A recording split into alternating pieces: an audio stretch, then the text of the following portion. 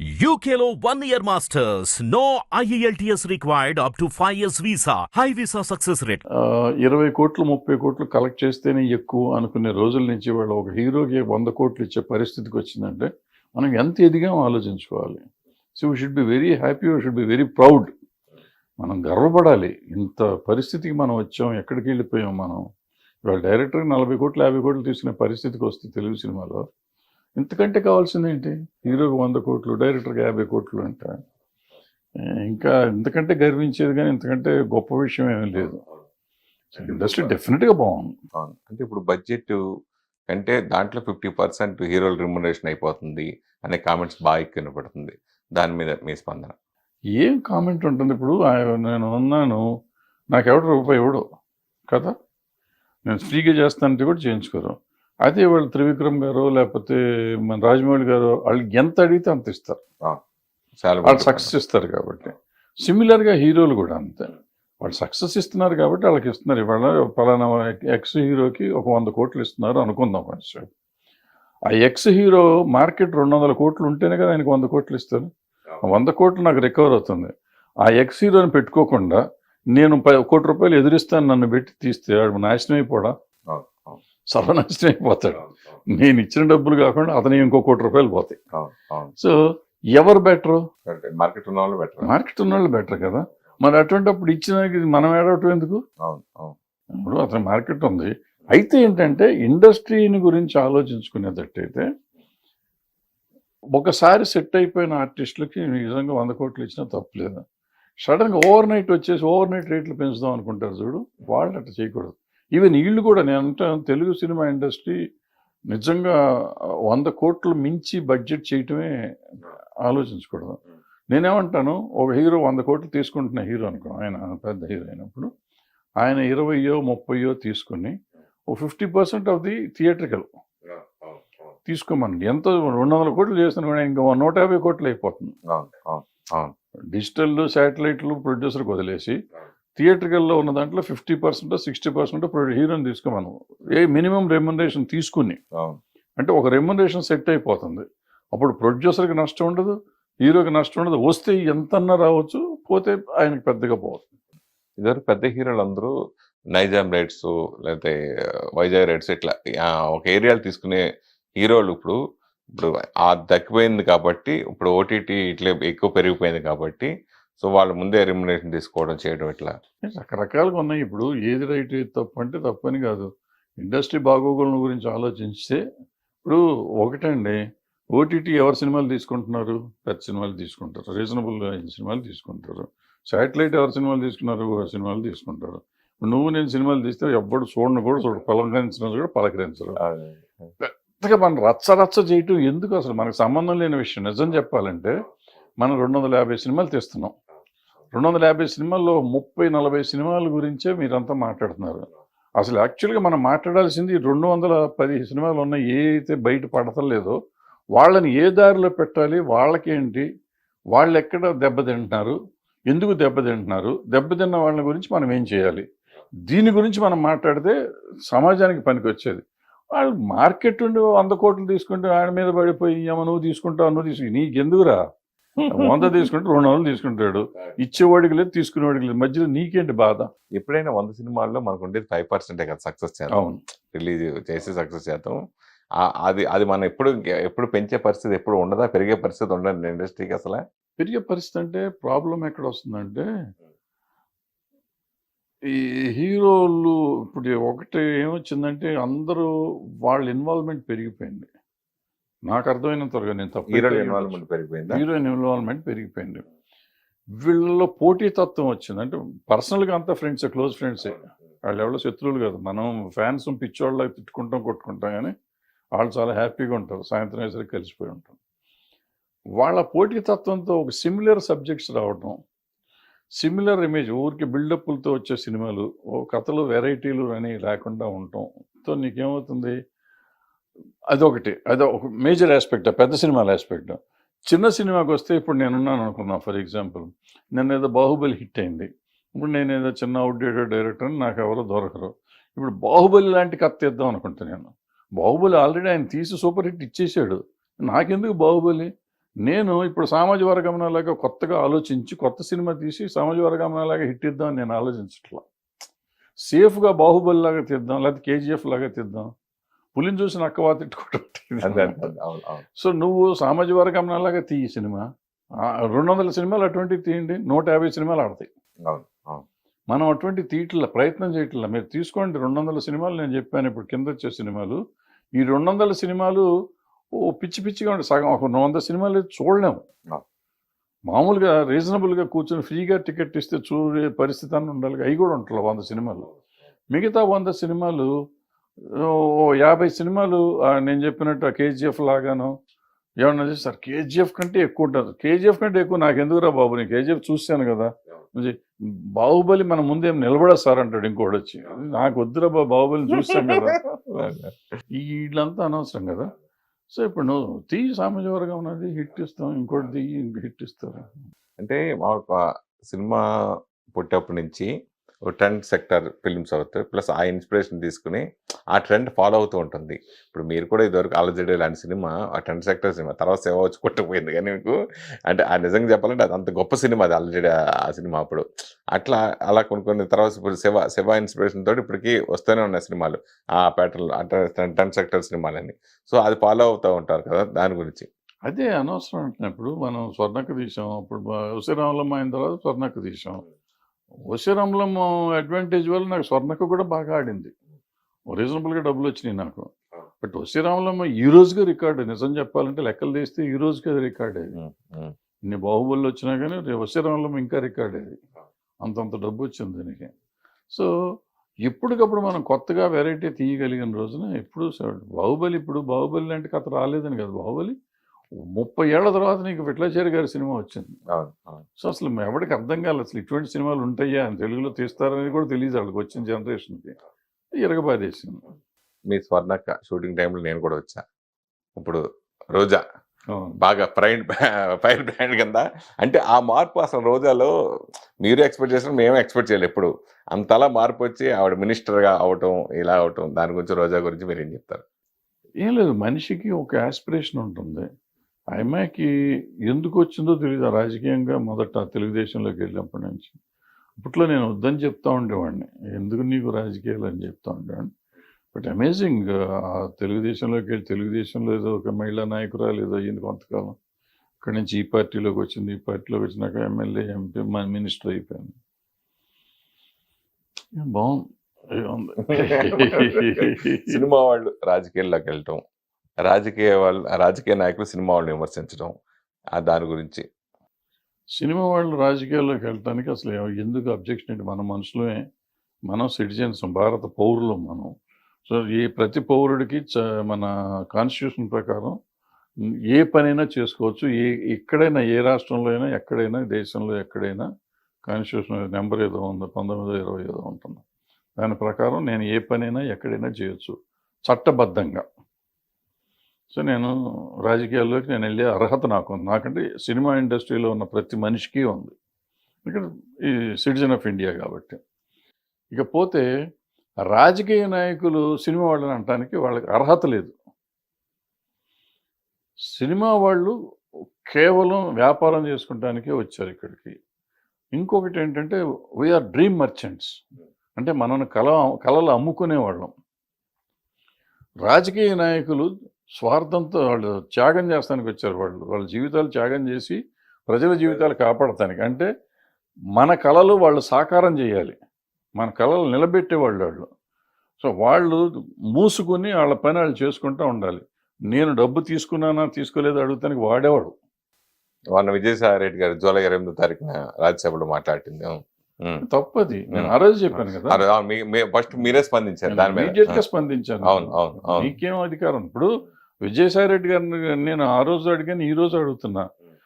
ఇవాళ 360 మంది అంతమంది కోటీశ్వరులు ఉన్నారు పార్లమెంట్లో. వీళ్ళందరికీ ఎందుకండి ఫ్రీగా ఇస్తున్నారు? వీళ్ళందరికీ జీతాలు ఎందుకు ఇస్తున్నారండి? వీళ్ళకి విమానం ఫ్రీ, ఫుడ్ ఫ్రీ, ఇల్లు free, phone free, car petrol free, PA free, driver free, వంటోడు ఫ్రీ. ఎందుకు? ఎవరి సొమ్ము ఇది? ఇది కాక ఎంపీలు యాడ్లని ఇస్తే వాళ్ళు ఇష్టం వచ్చినట్టు ఎవరికి పడితే ఆడికి ఇచ్చుకోవచ్చు. వీళ్ళందరూ కోటీశ్వరులు. వాళ్ళు చివరికి పార్లమెంట్లో టీ తాగుతుంటే మనం ఇక్కడ బయటకు మనం 3 రూపాయలు తాగితే వాళ్ళు రూపాయికి టీ ఇస్తారు. అవును. వాళ్ళు అంత అడుక్కుంటున్నారా? వాళ్ళ అది తగ్గించమని అడిగారు వీళ్ళు. అవును, అవును. ఏమండి మేమంతా కోటీశ్వర్లం. ఇప్పుడు ఆయన ఏమన్నాడు, మన ప్రజల సొమ్ముతో సినిమాలు తీసేసుకుంటున్నారు వీళ్ళు, సినిమా వాళ్ళు 100 కోట్లు తీసుకుంటున్నారు కాబట్టి వాళ్ళు కన్సిడర్ చేసి వాళ్ళు తగ్గించాలి రెమ్యునరేషన్. నేను అడుగుతున్నా, ఇప్పుడు మా సొమ్ముతో మీరు అందరూ దీంట్లో తింటున్నారు, ప్రతి రూపాయి ఫ్రీగా తీసుకుంటున్నారు.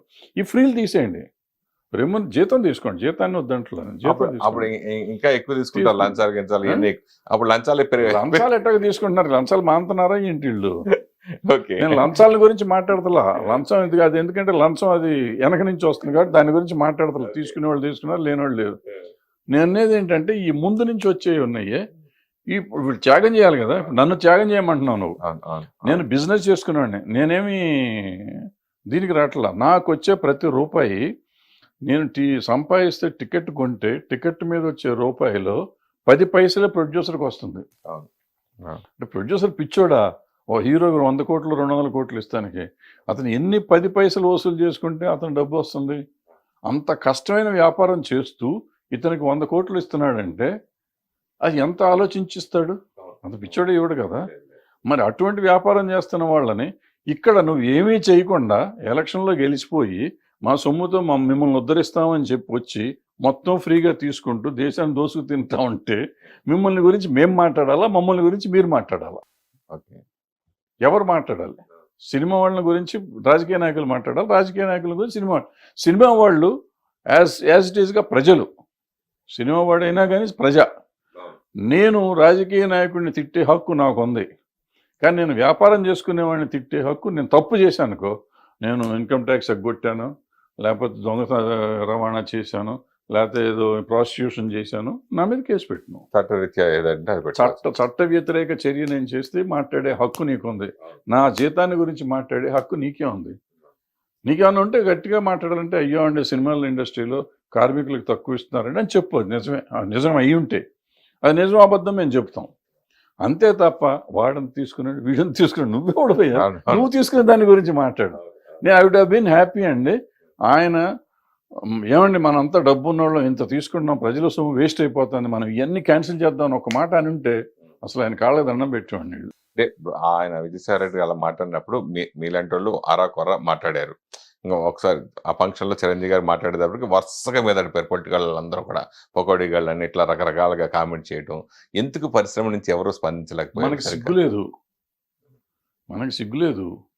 చివరికి చిరంజీవి గారు చెప్పారు, చిరంజీవి గారికి హ్యాట్స్ ఆఫ్. ఎందుకంటే ఇంతకాలానికి ఆయన ధైర్యం చేసి చెప్పాడు. అది ఆయన మాట్లాడు మామూలుగా ఎప్పుడు మాట్లాడాడు. ఫస్ట్ టైం మాట్లాడాడు. ఎవరు నిలబడ్డారు, ఎవరు మాట్లాడారు అసలు? నేను ఆయనకి పర్సనల్గా చెప్పా, ఏమంటే మీకు ఎవరు రారు, ఆయన సీఎం దగ్గరికి వెళ్ళినప్పుడు చెప్పి ఎవరు రారు మీరు ఇంట్లో ఇన్వాల్వ్ అవుద్దని ఆయనకి చెప్పాను. ఆయన కోపం వచ్చింది. సీఎం దగ్గరికి వెళ్ళారు వీళ్ళందరినీ తీసుకుని. ఆ రోజే చెప్పా, మీరు ఇందులో ఏలు పెట్టొద్దు, ఇదేంటి తేనె తుట్టిది, మిమ్మల్ని కరుస్తే తప్ప ఎవరు రారు మీ దగ్గరికి అని చెప్పాను ఆయనకి. అడగండి మీరు, నేను చెప్పానో లేదో అడగండి. చెప్పాను. ఆయన చెప్పారు రారు, ఎందుకు వస్తారు వీళ్ళు? వాళ్ళ అవసరానికి చిరంజీవి గారిని వాడుకుంటారు, మామూలుగా కాదు అసలు. వాళ్ళు వాడుకుంటారు. ఈయన అమాయకుడు పడిపోతూ ఉంటాడు.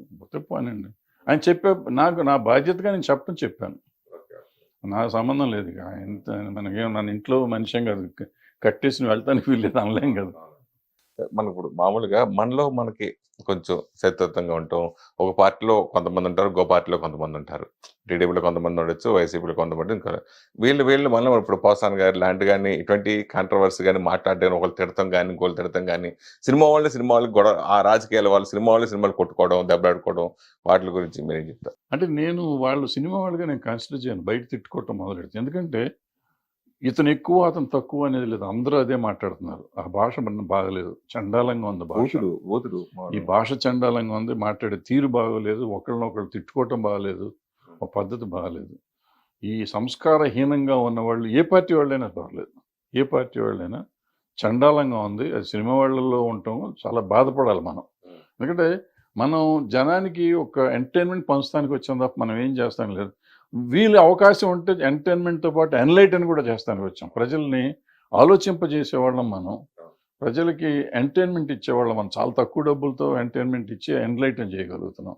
అటువంటి మనం ఈ ద్వేషభావాన్ని ఎప్పుడైతే పెంచుతున్నామో ఆ సినిమాల్లో కానీ బయట కానీ అది చాలా తప్పు. అది అవసరం లేదు మనకి. ఇప్పుడు ప్యారడీలు తీయటం వేరు, లేదంటే ఓ సినిమాలో మనం ఇప్పుడు రామారావు గారి మీద వాళ్ళు తీశారు, ఎవరు మన కృష్ణ గారు వాళ్ళు తీశారు. యాష్ వాళ్ళు కనపడితే రామారావు పిలిచి ఏం బ్రదర్ బాగా చేశారు అన్నారు ఆట. సో అలా ఉండాలి మనం కూడా, అంత స్పోర్టివ్గా ఉండాలి. అది వదిలిపెట్టి వాళ్ళు బూతులు తిట్టి, వాళ్ళు తిట్టారు కదా అని మనం వాళ్ళని బూతులు తిట్టి ఎక్కడికి వెళ్తాం? సంస్కారం ఎక్కడికి పోతుంది? మన మనుషులమా ఇంకేమన్నా? అసలు అర్థం కావట్లేదు. సిగ్గుపడాల్సిన విషయం అది. ఎవరైనా కానీ ఒక పర్టికులర్ పేరు కాదు, మనం చాలామంది ఉన్నారు, అనవసరం పేర్లు ఎత్తడం. మీరెందుకు రాజకీయాలకు దూరంగా ఉన్నారు? మనకు రాజకీయం వస్తున్నాం, ఇట్లా మాట్లాడితే ఎవడెత్తాడు మన రాజకీయంలో?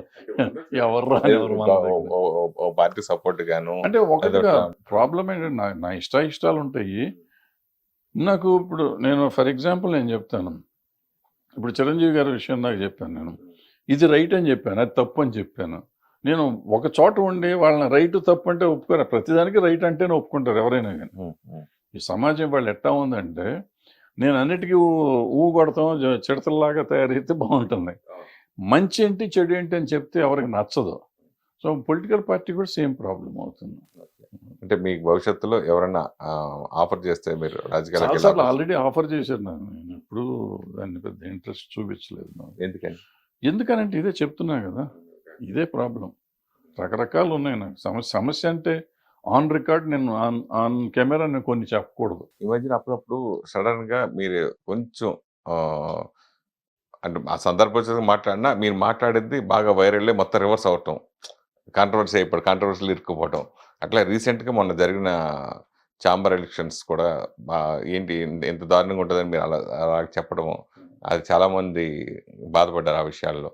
అది ఎందుకు అట్లా మీరు ఎందుకు బాధపడుతుంది? దాంట్లో ఎందుకు బాధపడాలి? ఛాంబర్ మనం ఎందుకు పెట్టుకున్నాం? ఛాంబర్ ఎందుకు పెట్టుకున్నాం? సినిమా ఇండస్ట్రీలో ఉన్న అన్ని శాఖలకి మంచి చేయటానికి పెట్టుకున్నాం. మీరు కూడా ఛాంబర్ చేశారు కదా. దాన్ని ఎందుకు పెట్టుకున్నాం? దాన్ని వదిలిపెట్టి ఆ పబ్లిసిటీ ఏంటి, ఆ క్యాన్వాసింగ్ ఏంటి, ఆ డబ్బులు ఏంటి, ఆ ఖర్చు ఎంత పెట్టారు, ఆ వెనక పోస్టర్స్ ఎంత పెట్టారు, ఎవరి కోసం పెడుతున్నాం? ఏం చేస్తానికి అక్కడ ఏమన్నా ఉందా? డబ్బులు ఉన్నాయా? దోసుకెళ్తానికి వచ్చాం మనం. ఎందుకు బాధపడకూడదా? కోప్పడకూడదా? దానికి కొంతమంది అదే బాధిస్తుందని వాళ్ళు బాధపడ్డారంటే వాళ్ళకి ఏముందో మరి. వాళ్ళు వేరే ఆలోచన ఉండకపోతే నేను చెప్తున్నానమ్మా, ఒకవేళ ఎవరన్నా అట్లా నన్ను గురించి అనుకుని ఉండుంటే, అన్నట్టు నా నోటీస్కి అయితే రాలేదు, ఒకవేళ నిజంగా అనుకుని ఉంటే వాళ్ళకి వేరే చింతన ఉండి ఉంటుంది, అక్కడ ఏదో డబ్బులు దొబ్బడానికి వెళ్ళి ఉంటారు, వాళ్ళ ఆలోచన ఉండి ఉంటుంది. అవకాశం లేదు కదా అసలు. ఉందేమో వాళ్ళకి, మనకేం తెలుసు? ఎందుకు బాధపడాలి? నేను ఏమన్నాను, డబ్బులు వేస్ట్ చేయటం ఎందుకు? మనం అంతా చూసిన వాళ్ళమే కదా, అంతంత డబ్బు ఎందుకు ఖర్చు పెట్టాలి? ఇంత డబ్బు ఖర్చు పెట్టే మనం 1000 రూపాయలు పెన్షన్ ఇస్తే పాపం ప్రొడ్యూసర్ లైన్లో వచ్చి తీసుకుంటున్నారు కొంతమంది. ఎగ్జిబిటర్లు ఇబ్బందులు పడుతున్నారు, డిస్ట్రిబ్యూటర్లు ఇబ్బంది పడుతున్నారు. అందరికి 1000 రూపాయలు 2000 రూపాయలు ఇవ్వాలనే పరిస్థితి కూడా ఉంది మన దగ్గర. నువ్వు ఆ రోజున ఖర్చు పెట్టిన దగ్గర 25-30 లక్షలు, 1 కోటి రూపాయలు కూడా అయ్యిందేమో నాకు తెలియదు ఖర్చులు మొత్తం అందరికి కలిపి. అంత డబ్బు అక్కడ డిపాజిట్ చేసి నువ్వు చాలా మందికి సేవ చేసి ఉండొచ్చు కదా. ఇప్పుడు నేను సేవ చేస్తానికి వస్తాననే కదా అక్కడికి వెళ్ళేది. ఇందాక నేను రాజకీయ నాయకులను తిట్టినట్టు ఛాంబర్లో సేవ చేయడానికి ఎందుకు వస్తున్నావు? నువ్వు ఇండస్ట్రీకి సేవ చేయటానికి అంతే కదా. 24 కార్స్ బాడీ కదా అది. ఇండస్ట్రీకి సేవ చేస్తానికి నువ్వు వచ్చినప్పుడు ఎందుకు డబ్బు ఖర్చు పెడుతున్నావు? ఏంటి నీ ఉద్దేశం ఏంటి? ఇండస్ట్రీ మంచి, ఇప్పుడు డబ్బు ఖర్చు పెట్టి నువ్వు నాయకుడు అవుదాం అనుకున్నా అయిపోయింది కదా. నువ్వు నీ ఇంటెన్షనే రాంగ్గా ఉంది అక్కడ. ఇంకా నువ్వు బాధపడతావు ఎందుకు? నేను అన్న మాటకి బాధ ఎందుకు పడాలి? పడితే నీ తప్పు, నా తప్పు కాదు. నేను రాజకీయ నాయకుడిని తిట్టే నాకు హక్కు ఉన్నప్పుడు నువ్వు ఎలక్షన్ చేసినప్పుడు ఇక్కడ కూడా తప్పే కదా. మన సినిమా వాళ్ళని మాత్రం తిట్టకూడదు, వాళ్ళని మాత్రం తిట్టాలి. దాసరి గారి దగ్గర మీరు, సి కళ్యాణ్ గారు, వీళ్ళందరూ కూడా ఆయన అడుగు జాడల్లో సమస్యలు వచ్చినా పరిష్కరిస్తూ చేస్తూ వచ్చారు. ఇండస్ట్రీకి సంబంధించి ఏ ప్రాబ్లం వచ్చినా. అలాంటిది సి కళ్యాణ్ గారు మొన్న ఓడిపోవడానికి మెయిన్ రీజన్ ఏంటి మీ దృష్టిలో? ఓడిపోలేదు, ఆయన గెలిచాడు కదా, ఆయన గెలిచాడు. ఇప్పుడు అది ఎలక్షన్ అన్నాక మామూలే. ఇప్పుడు ప్రొడ్యూసర్ సెక్టర్లో ఆయన గెలిచాడు, అందరూ గెలిచారు. ప్రొడ్యూసర్ సైడ్ నుంచి ఈయన గెలిచాడు, ఆయన గెలిచాడు. వాళ్ళకి ఆయనకి మెజారిటీ ఉంది, ఆయన వచ్చాడు, అంతే సింపుల్. దాంట్లో ఓడిపోవటానికి కారణం వేరే కారణాలు ఏమి ఉండవు. ఇప్పుడు అందరూ ఇప్పుడు గ్రూపులు అయిపోయినాయి కదా, గ్రూపుల మీద అట్లా వస్తూ ఉంటుంది. ఒకళ్ళు ఓటమి ఒకళ్ళు గెలుపు కామనే కదా. అయితే కళ్యాణ్ గారు మీతో బాగా అవినాభావ సంబంధం కదా, ఆయన ఓడిపోవటానికి రీజన్ ఏంటి అన్న? రీజన్ ఏం లేదమ్మా, రాజకీయం ఇదంతా రాజకీయం ఏముంటుంది, రాజకీయమే, ఎవరి రాజకీయం వాళ్ళకు ఉంటుంది. దాని గురించి ఏం మాట్లాడతాం మనం, మనకి నిజంగా నాకు పట్టించుకోవటం కూడా లేదు, 5 ఏళ్ళ నుంచి పట్టించుకోవట్లేదు. ఎందుకు అట్లా దూరంగా ఉంటాయి? ఎందుకు, ఏముంది దాంట్లో? నేను ప్రొడ్యూసర్ ఛాంబర్ ప్రెసిడెంట్గా చేశాను. అవును, నేను చేసినప్పుడు దగ్గర దగ్గర 5-6 జీవోలు తీసుకొచ్చాం. అప్పుడు వెళ్ళి గవర్నమెంట్ చుట్టూ తిరిగి సబ్సిడీలు రావాలి, ఆ రోజుకి ఈ రోజుకి రాలా, ఇంకొక 3-4 కోట్ల అంత సబ్సిడీలు రావాలి మనకి. దానికి కూడా అప్పుడు ప్రయత్నం చేస్తా ఉన్నా, ఆల్మోస్ట్ అయిపోతున్న time. 2 months 3 months extension general body meeting పెట్టి తిరుపతిలో జనరల్ బాడీలో యాక్సెప్ట్ అయిపోయింది 3 months ఎక్స్టెన్షన్కి. ఆ ప్రెసిడెంట్కి ఇంకో 3 నెలలు బాడీ అంతా ఉండేటట్టు, తర్వాత ఎలక్షన్ పెట్టేటట్టు. అక్కడి నుంచి తిరిగి వచ్చాం, తిరుపతి నుంచి తిరిగి వచ్చినాక కొంతమంది పెద్ద మనుషులు అంతా కలిసి రాత్రి హడావిడి చేసి 1 week or 10 days నోటీస్ ఇవ్వాల్సిన దాన్ని కూడా బైపాస్ చేసి జనరల్ బాడీ మళ్ళీ పెట్టి ఎలక్షన్ పెట్టి తీరాల్సిందే, బరదాస్ దిగిపోవాల్సిందే అని చేశారు. సరే, నన్ను దింపేశారు. నన్ను దింపితే నాకు ఊడిందేం లేదు, నాకు పోయిందేమన్నా ఉందా? పోనీ సబ్సిడీ తెచ్చారు, ఈ రోజుకి రాలా. ఓకే, పాపం చాలా మంది అలా బలైపోయారు. 40 మందికి రావాలి 3 కోట్లు. ఇప్పుడు ఒక ప్రొడ్యూసర్ గారు వెళ్ళి కోర్టుకి వెళ్ళి ఆయనకు ఆర్డర్ వచ్చింది, 52% ఆంధ్ర గవర్నమెంట్, 48% తెలంగాణ గవర్నమెంట్ ఇవ్వాలని. ఆ జీవో చూసినాక నేను ఒక స్టేట్మెంట్ ఇచ్చి, ఈ రోజు వరకు ఎవరు ఇవ్వాలా, ఇంకా ఎవరు మాట్లాడతలా. నేను 3 సార్లు చెప్పా దీని గురించి. ఆ గవర్నమెంట్ని ఈ గవర్నమెంట్ అడితే 2 కోట్లు 2.5 కోట్లు అవుతుంది అంతే. ఓకే, ఈ 2 కోట్లు అనేది పెద్ద విషయం కాదు. వీళ్ళు ఇన్ని కొట్టుకునే బదులు మొన్న ఎలక్షన్లో ఖర్చు పెట్టిన డబ్బులు వీళ్ళకి ఇవ్వచ్చు, లేదనుకుంటే ఆ సీఎం దగ్గరికి ఈ సీఎం దగ్గరికి వెళ్ళి డబ్బులు ఇప్పించవచ్చు. 2 కోట్లు వాళ్ళకి పెద్ద అమౌంట్ కాదు వాళ్ళ గవర్నమెంట్కి. ఇటువంటివి చేయాలి కదా. ఏమీ చేయకుండా ఎదవ రాజకీయం చేసి వాడు ఉండకూడదు, వీడు ఉండకూడదు, వీడిని నాశనం చేద్దాం, వాడిని నాశనం చేద్దాం అనుకునే వాళ్ళు ఉన్న సమాజంలో మనం ఎందుకు దూరాలి, ఏలెందుకు పెట్టాలి? నాకు అవసరం లేదుగా. ఇప్పుడు నేను చెడు చేస్తా అంటే నన్ను పంపించేవి, నేను మంచి చేస్తా అంటే మంచి చేస్తున్నాను వద్దనుకుంటే. ఆ రోజు ఆన్లైన్ చేయించాను నేను జియో, ఇది ఆన్లైన్ సేల్స్ ఉండాలని చెప్పి. ఆ రోజు ఆపారు. సబ్సిడీ కాదు, మన టికెటింగ్, ఆన్లైన్ టికెటింగ్. ఆ రోజు అప్పుడు నేను జియో తెచ్చేసాను ఆ రోజు. ఆ జియోలో అది మాత్రం పార్టిసిపేట్ చేయకుండా, అది ఇది చేయకుండా ఆపారు దాన్ని. ఇవాళ దాని గురించి మాట్లాడుతున్నారు. ఏంటి ఇదంతా? ఇటువంటి వాళ్ళ గురించి మనం ఎక్కువసేపు మాట్లాడుకోవటం, ఎక్కువ చేయటం అవసరం. అంటే ఇప్పుడు ప్రతి ఒక్కరికి ఒక ప్యాషన్గా అనుకోవచ్చు, లేదని అనుకోవచ్చు. మెయిన్ ఏంటంటే అన్ని ఇప్పుడు పాన్ ఇండియా సినిమాలు అయిపోయినాయి బాగా ఎక్కువ. ఆ మోజులో కొంతమంది యంగ్ హీరోలు కూడా చాలామంది ఇది పాన్ ఇండియా సినిమా చేయాలని చెప్పేసి దర్శకులతో ఆ టైప్ కథలు మనం రెడీ చేయించుకోవడం, తర్వాత ప్రొడ్యూసర్ ప్రెషర్ వాళ్ళు చేయడం, చివరికి రిలీజ్ టైంకి వచ్చేటప్పటికి అది పాన్ ఇండియా సినిమాగా కాకుండా ఓన్లీ సౌత్ ఇండియా సినిమాలో రెండు తెలుగు తమిళ ఇట్లా చేయడం ఆగిపోవడం, రియల్గా అనుకున్నది మళ్ళీ ఇలా మారటం, ఇట్లా ఎక్కువ సంఘటనలు జరుగుతాయి. మనం చూస్తూనే ఉన్నాం దాని గురించి. అంటే అసలు పాన్ ఇండియా అని అనుకున్నవాడు ఒక డాష్ వాడు. పాన్ ఇండియా సినిమా తీస్తున్నానని చెప్తే వాడు డాష్ నా ఉద్దేశంలో. ఎందుకంటే నేను పుట్టక ముందు నుంచి సినిమాలన్నీ అన్ని భాషలు తీశారు. నా చిన్నప్పుడు భానుమతి గారు 3 భాషలో డైరెక్ట్ చేశారు ఒకేసారి, చండీరాణి అనుకుంటా. హిందీ, తెలుగు, తమిళ్ డైరెక్ట్ చేసి మొత్తం నీకు ఉండాలి, నా దగ్గర ఇస్తాను నేను. భారతదేశం అంతా, అఖండ భారతదేశంలో రిలీజ్ అవుతున్నాం చిత్రం అని చెప్పి ఆ రోజు 52, 54 ఎప్పుడో ప్రాంతంలో. అంటే అది పాన్ ఇండియా అనే అర్థం. మాయబజార్ పాన్ ఇండియా అనేగా. పాతాళ పేరు హిందీలో ఎన్టీ రామారావు చేశారు. అవును. ఎన్ని సినిమాలు, తమిళ్లో సినిమాలు ఎన్ని ఉన్నాయి, తెలుగులో సినిమాలు ఎన్ని ఉన్నాయి, రోజా ఏంటి, బొంబాయి ఏంటి, ప్రేమికుడు ఏంటి, ఎన్ని సినిమాలు వచ్చేసినాయి కదా, సూపర్ డూపర్గా చేసినాయి. అయితే అప్పుడు లేని పాన్ ఇండియా ఇవాళ కొత్తగా ఎందుకు వచ్చింది? ఊరికే మాట మారింది కాబట్టి మారుస్తున్నాం మనం అంతే. ఒకటి. రెండో పాయింట్, ఇప్పుడు నేను చెప్పిన సినిమాలన్నీ ప్లస్ ఇప్పుడు ఆడిన సినిమాలు పాన్ ఇండియా అనేది ఎప్పుడు వచ్చింది? బాహుబలి బాహుబలి తర్వాత కేజీఎఫ్, RRR కదా. Hmm. ఈ 3 సినిమాలు అంతకు ముందు సినిమాలు. కానీ ఇది ఏదైనా పాన్ ఇండియా కోసం తీసిన సినిమాలు ఎట్లాగో నాకు చెప్పండి. వాళ్ళు తెలుగు కథలే తీశారు. వాళ్ళు ఈ 3 సినిమాలు తెలుగు కథలే తీశారు. 1000 కోట్లు వచ్చినాయి. దంగల్ అని ఒక సినిమా వచ్చింది. వాళ్ళు వాళ్ళ ఊరు కథే తీశారు. ఊరు కథ, విలేజ్లో కథ తీశారు వాళ్ళు. అది వీటితో పాటు చేసింది. అది కానీ ఈ 3 సినిమాలు కానీ కాంతార కూడా వాళ్ళకి కాంతార వాళ్ళ ఊరు కథ తీశారు. అది 300 కోట్లు చేసింది. అవును. ఏమంటే కేజీఎఫ్ వాళ్ళ ఊరు కథ తీశారు. అది 2 కేజీఎఫ్లు ఇరగబడేసినాయి. బాహుబలి నా చిన్నప్పుడు విట్లాచారి గారి సినిమా అనేది. అది 1000 కోట్లు చేసింది. 2 సినిమాలు 2,000 కోట్లు చేసింది. 2 సినిమాలు చేసినాయి. సో వాళ్ళు ఎవరు చేయలే. ఇప్పుడు వచ్చిన మీరు సోకాల్ తర్వాత పాన్ ఇండియాకి అనుకుందాం కొంచెంసేపు. మొన్న పిల్లడు నిఖిల్ సినిమా ఒకటి వచ్చింది. స్పై కాదు, దానికి ముందు కార్తికేయ 2 అతను తెలుగు సినిమా తీసుకున్నాడు. అది హిందీలో డబ్ చేసి రిలీజ్ చేస్తే అది హిందీలో కూడా హిట్ అయింది. పెద్ద హిట్ అయింది. నేను చెప్పొచ్చేది ఏంటంటే, నీ భాషని నమ్ముకుని నీ కథ నువ్వు సినిమా తీయి. మనం సినిమా అనేది అందరికీ నచ్చేదే. మనం రీమేక్లు ఎందుకు చేస్తున్నాం? చాలా సినిమాలు మనకు అన్ని భాషలో రీమేక్ అయిన సినిమాలు ఉన్నాయి. మన తెలుగు సినిమాలు అంటే పాన్ ఇండియాలేగా. కథ కావాలి, కథ పాన్ ఇండియా ఉండాలి. కథలో ఆర్టిస్టులు కాదు. ఇక్కడ ఏంటంటే హంగులతో పాన్ ఇండియా అంటున్నారు. నువ్వు కథ సినిమా తీస్తే ఆ కథ ఆటోమేటిక్గా పాన్ ఇండియా అవుతుంది. ఇప్పుడు పుష్ప 2 కూడా వస్తుంది. పుష్ప ఉంది, మన ఇందాక చెప్పిన దాంట్లో పుష్ప ఉంది. 2 లేదు, పుష్ప వాడు ఇక్కడ కథేగా తీసుకున్నాడు ఆయన. దాంట్లో ఏముంది? ఎర్రచందనం, నీ సూపే బంగారం అంటే మరి వాళ్ళు కూడా చూస్తారు. ఊ అంటావు హిందీ సాంగ్, అది తమిళ సాంగ్, అన్ని భాషల్లో హిట్ అవ్వాలా.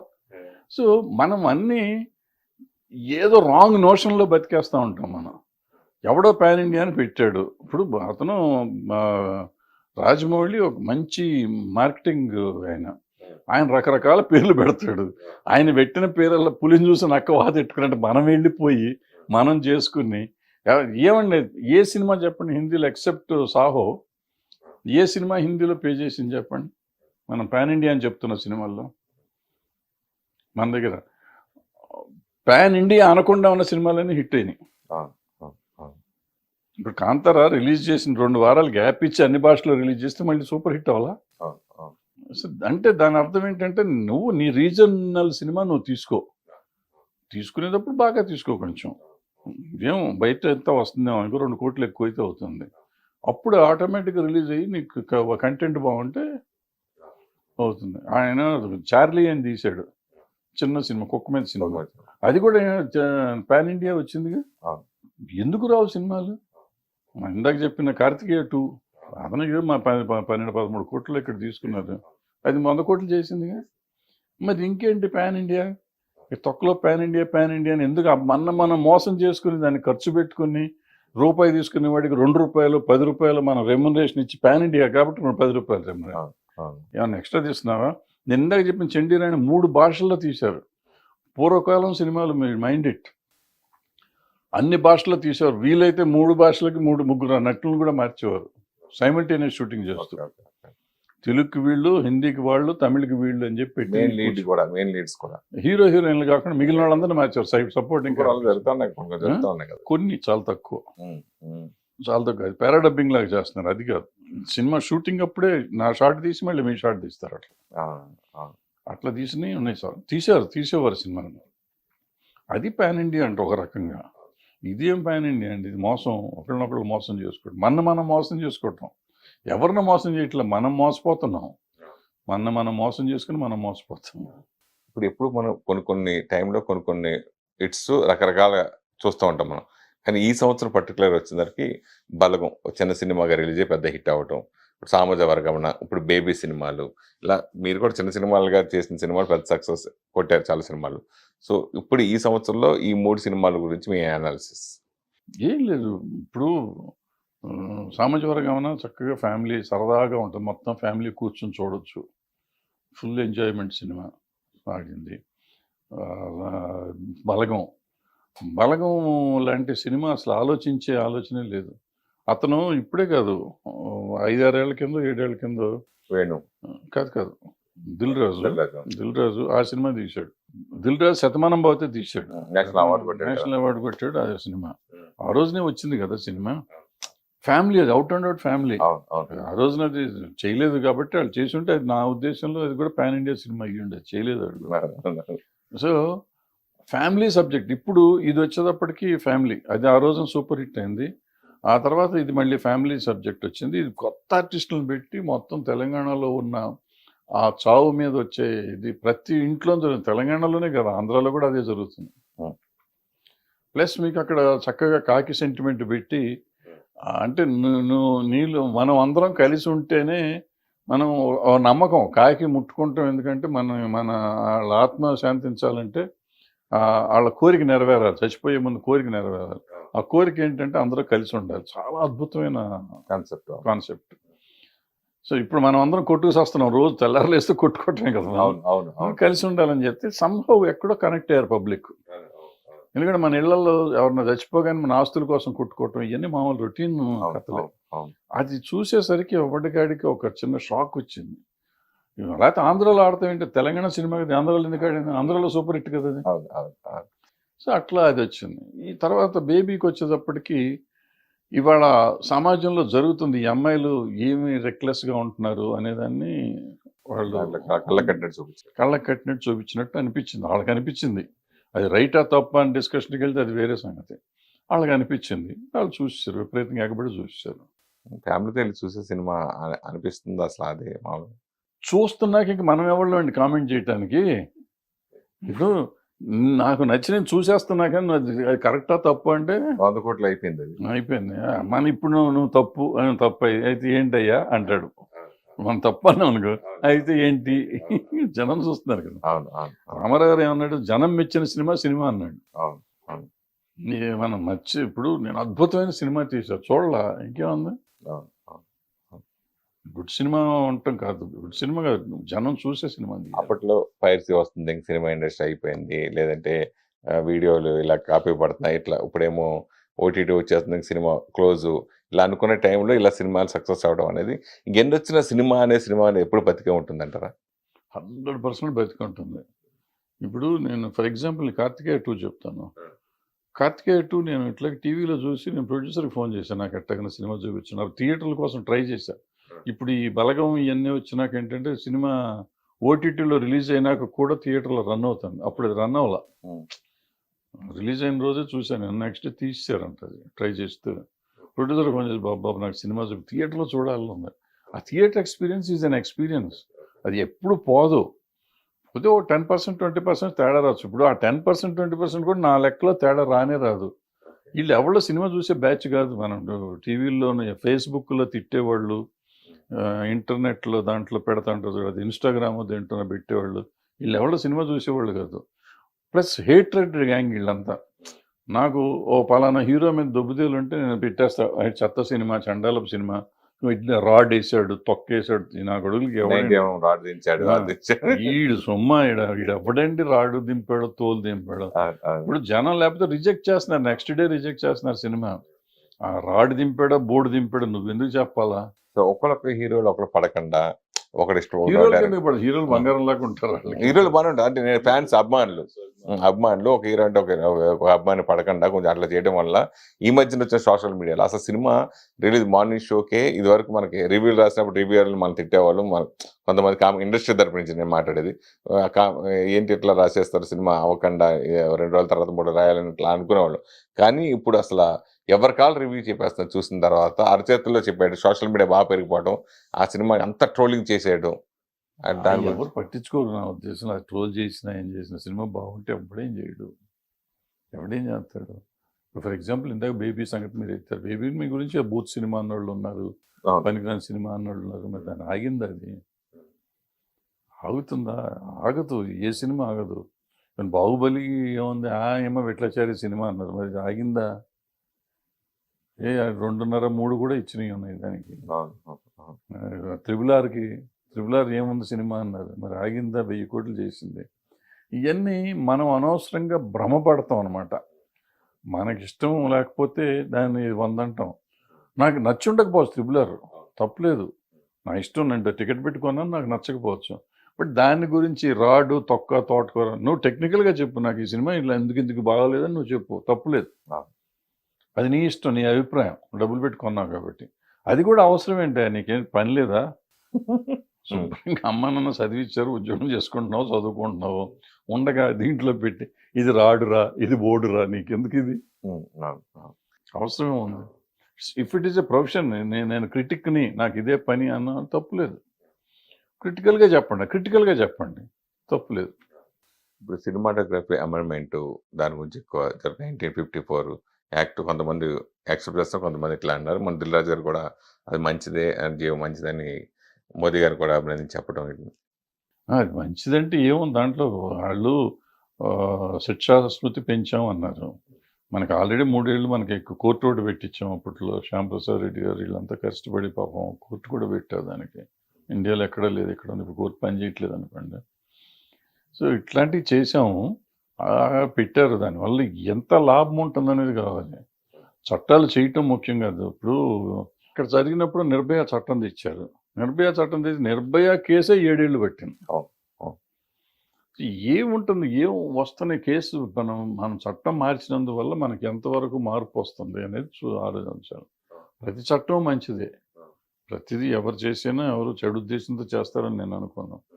బట్ దాన్ని ఆచరణలోకి ఎలా తీసుకురాగలం, ఆచరణ యోగ్యమా ఆమోదక యోగ్యమా అనేది చూసుకోవాలి. ప్లస్ ఇంకోటి ఏంటంటే, సినిమాల గురించి ఎప్పుడన్నా చట్టాలు తీసుకుంటే సినిమా వాళ్ళని కూడా కన్సిడర్ చేయాలి. ఎవరో ఒకరిని, ఆర్గనైజేషన్స్ ఉన్నాయి కదా, ఎవరి ఇష్టం వచ్చినట్టు అటు తీసేసి చేసేస్తుంటే. అందువల్ల కాపీరైట్ యాక్ట్ చేశారు. కాపీరైట్ యాక్ట్ ఏంటంటే, ఇప్పుడు నేను సినిమా తీస్తున్నా, నేను ఒక కథ తీసుకున్నా, కథలో ఒక సిచ్యువేషన్ తీసుకుని దానికి ఒక పాట రాయిస్తాను. అంటే సిచ్యువేషన్ నేను ఇస్తున్నా, పాట నేను ఇస్తున్నా, మ్యూజిక్ డైరెక్టర్ డబ్బులు ఇస్తున్నా, రైటర్కి డబ్బులు ఇస్తున్నా, ఆర్కెస్ట్రాకి డబ్బులు ఇస్తున్నా. కానీ హక్కు నాది కాదు, పాట మీద హక్కు నాది కాదు. పాట మీద హక్కు ఎవరిదో రైట్స్ కొనుక్కున్న వాళ్ళదంట. దానికి ఇప్పుడు నేను నా ఫిల్మ్ నగర్ క్లబ్లోనో లేకపోతే మన ఆఫీస్లో పండగ ఏదైనా ఫెస్టివల్ చేసి నా సినిమా 100 days ఫంక్షన్ చేసి నేను పాట పెట్టుకుంటే నేను వాళ్ళకి వచ్చి డబ్బులు ఇవ్వాలి. ఇది ఎక్కడ కూడా నేను ఇన్ని కోట్లు ఖర్చు పెట్టి నేను సినిమా తీస్తే నేను సిచ్యువేషన్ ఇవ్వకపోతే ఆయన పాట రాసింది నేను కొనుక్కుంటే అనుకోవచ్చు. డబ్బులు ఇచ్చేది అక్కడ వెస్టర్న్ కంట్రీస్లో ఉండేది. వెస్టర్న్ కంట్రీస్లో ఏంటంటే ప్రైవేట్ ఆల్బమ్స్ అన్ని, వాళ్ళకి సినిమాలో మ్యూజిక్ లేదు. మనకి సినిమాలో పార్ట్ మ్యూజిక్. ఇప్పుడు మనకి ఎంత దరిద్రం అంటే, మనం సినిమా తీస్తే ఆడియో కంపెనీకి ఇచ్చేస్తే ట్రైలర్ వేసుకుంటానికి, ట్రైలర్లో యూట్యూబ్ రైట్స్ మనవి కాదు, ట్రైలర్ వాళ్ళు వేయాలి, మన వేస్తానికి వీలు లేదు. ఇది ఎక్కడ సినిమా ట్రైలర్ వేసుకుంటానికి కూడా హక్కు లేని దౌర్భాగ్యపు స్థితిలో ఉంది మనం. మరి మీకు డబ్బులు ఇస్తున్నారు కదా ఎవరు? ఆడియో కంపెనీ కొనుక్కున్న వాళ్ళు ఇవ్వద్దు మనీ. మీరు అమ్ముకోకుండా ఉంటే మీకే ఉంటుంది కదా. అట్లా కాదు, నాకు డబ్బులు దేనికి ఇస్తున్నారమ్మా? రైట్స్ తీసుకున్నందుకు, ఆడియో రైట్స్ తీసుకుని ఆడియో రైట్స్ మీద అతను సంపాదించుకుంటున్నాడు కదా, దాన్ని మనం అడగట్లేదు కదా. లాస్ వచ్చి కూడా ఉంటాయి కదా. ఇప్పుడు సినిమా నేను వెళ్ళి అతను అడుగుతున్నాను, అతను కదా కొనుక్కుంటున్నాడు, నేను అడగట్లా. అది నీ వ్యాపారం, నువ్వు లాభం వస్తే నువ్వు తీసుకుంటున్నావు, నష్టం వస్తే కూడా నువ్వు తీసుకోవాలి. అంతే తప్ప ఇది నన్ను వ్యాపారం చేసుకోనివ్వద్దంటాను. నువ్వెవడు? నేను తయారు చేసే ప్రోడక్ట్ని, నేను మొత్తం ప్రోడక్ట్ తయారు చేసి ఒట్టి పాటలే తయారు చేయాల. ఆ ప్రోడక్ట్, ఈ పాటలు నా సినిమాలో ఇది. ఇప్పుడు అల్టిమేట్గా